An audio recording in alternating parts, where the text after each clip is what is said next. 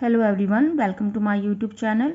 Or in this video we are going to discuss difference of square, and you can see these two terms are the quadratic equation, x square quadratic expression, and these are the expressions, and if we write is equal to 0, so it will be a quadratic equation. One by one you can see this is equal to 0, so it is quadratic equation. This is equal to 0, so it is also a quadratic equation. And if you multiply these two terms together, so it's not a quadratic equation. So because power is x raised to the power 4, so it's not a quadratic equation. So difference of a square, how can we solve this equation? So first of all, x square minus 16. You can see this 16. Can we write this 16 is 4 square, and x square, this 10. Can we write this 10 is root 10 square, because root 10 square means root 10 into root 10 is equal to 10. So it will become 10. So we will write 10 square, and here we will apply this bracket because already we are using inside a small bracket. And you can see now difference of square. The statement of the question is difference of square. Difference of square. How to find this difference of square? By the formula, by the identity a square minus b square. Identity says a plus b, a minus b.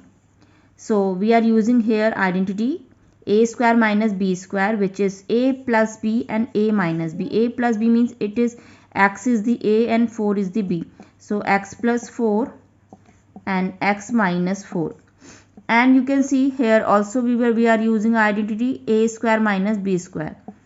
X plus root 10 or x minus root 10.